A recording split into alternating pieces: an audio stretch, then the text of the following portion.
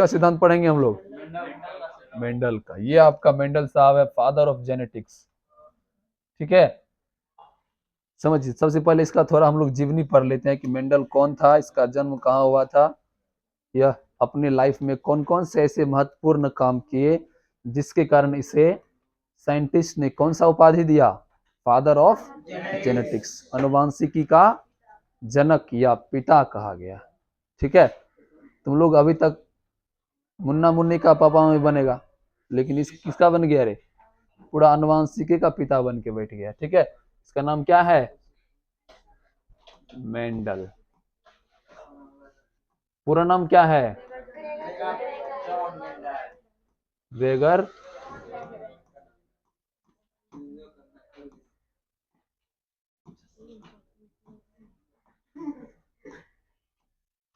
समझिए, इसका जन्म कब हुआ था?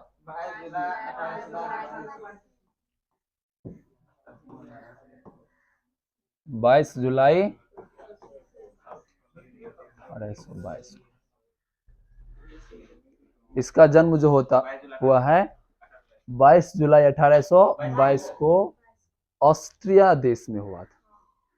सिलिसियन नामक गांव में हुआ था। किस गांव में? ऑस्ट्रिया देश के सिलिसियन नामक गांव में मेंडल का जन्म कब हुआ था? 22 जुलाई 1822 को। ठीक है, और इसकी जो प्रारंभिक शिक्षा होती है, प्राथमिक शिक्षा यानी कि 1 to 5 की जो शिक्षा होती है वो गांव में ही हुआ था।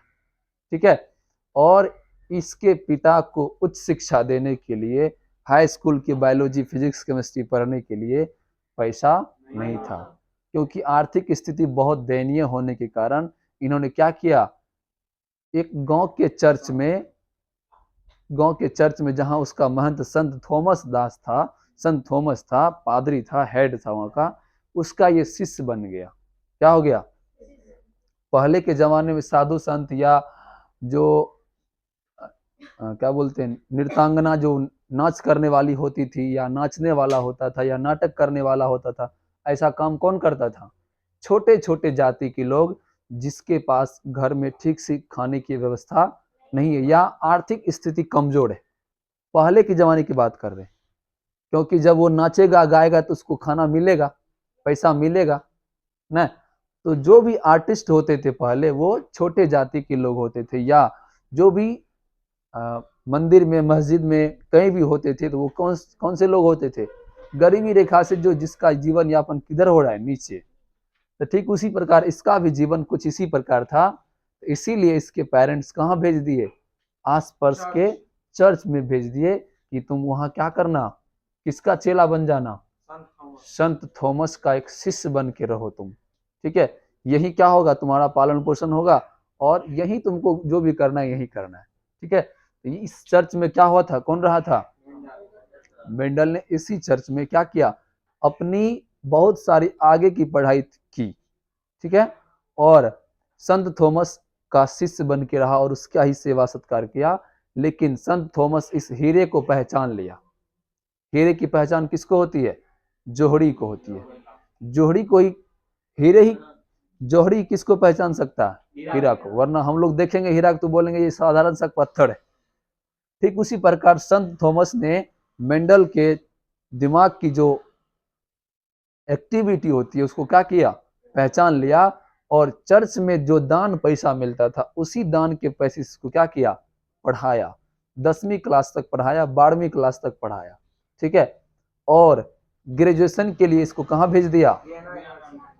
वियना यूनिवर्सिटी, ऑस्ट्रिया की सबसे मशहूर जो यूनिवर्सिटी था वहां भेज दिया। किसको? मेंडल को। कि ताओ तुम क्या करो? हाई स्कूल की शिक्षा और ग्रेजुएट की शिक्षा, स्नातक शिक्षा प्राप्त करके आओ। ठीक है, तो मेंडल ने क्या किया? उसी चर्च के पैसे से क्या किया? कहां गया? वियना यूनिवर्सिटी गया और वहां ग्रेजुएशन की पढ़ाई की, और उसमें मुख्य रूप से बायोलॉजी और साइड से मैथ भी रखा था। ठीक है, तुम लोग की जैसा ही। ठीक है, क्या किया? मैथ सब्जेक्ट क्या था? मेन सब्जेक्ट बायोलॉजी था, और साइड से मैथ का भी बहुत अधिक मात्रा में अध्ययन किया था इन्होंने। ठीक है, उसके बाद जब मेंडल फिर वापस कहां लौट गया? चर्च लौट गया, और इसके दिमाग में आया कि हम तो चर्च के पैसे से पढ़ लिए ना, लेकिन ना जाने हमारे जैसे कितने मेंडल इस सड़क पर बौख रहे होंगे, भटक रहे होंगे बिना आर्थिक सहायता के। ठीक है, इन्होंने मन बना लिया कि हम तो पढ़ लिए, लेकिन मेरे पढ़ने का आखिर फायदा क्या हुआ, जब तक हम किसी इस गांव के 2 4 5 और हमारे जैसे अनाथ मेंडल या गरीब मेंडल को नहीं पढ़ाएंगे, तब तक मेरी ये पढ़ाई सार्थक या सफल नहीं होगा। इन्होंने क्या किया, अपने चर्च में ही गांव के कुछ गरीब बच्चों को फ्री में शिक्षा देना शुरू किया। ठीक है, तब ये क्या बन गया, टीचर बन गया। किसके रूप में काम करने लगा, ये शिक्षक के रूप में काम करने लगा। कहाँ पे, चर्च में ही। वहां के गांव के या आसपास के जो भी मोहल्ले के बच्चे थे, उसको इन्होंने क्या किया, निःशुल्क शिक्षा देना शुरू किया। ठीक है, और इन काबिलियतों को देखकर मेंडल के जो गुरु जी थे, इसको पूरा उसका वहां का महंत बना दिया, और जो चर्च का था मेन, इसको सम्मान दिया, पाग चादर का सम्मान दिया, और कहा कि आज से तुम क्या है, इस पादरी का महंत है, इस चर्च का क्या है, महंत है या पादरी या प्रमुख तुम ही बन गया, आज से इस पादरी का, इस चर्च का अध्यक्ष है तुम। ठीक है, तो पूरा कमांड किसके पास आ गया, मेंडल के पास। इतनी सम्मान के साथ क्या किया, मेंडल को अध्यक्ष बनाया गया, वहां का महंत बनाया गया। एक दिन क्या हुआ, इसी अवस्था में मेंडल क्या हुआ था, अपने जो बगीचा, बहुत बड़ा बगीचा था, उसमें इन्होंने खाली नहीं छोड़ा था। उन्हीं बच्चों की सहायता से उस बाड़ी को, उस क्यारी को क्या किया, जुताई करके उसमें क्या बो दिया था, मटर बो दिया था। ठीक है, और एक दिन मेंडल ऐसे ही उस बगीचा में क्या कर रहे थे, घूम रहे थे। इतने बड़े साइंटिस्ट को तुम रहा था बोलेगा। हाँ, तो जब घूम रहे थे तो इन्होंने मटर के पौधा को बड़ी गौर से देखा।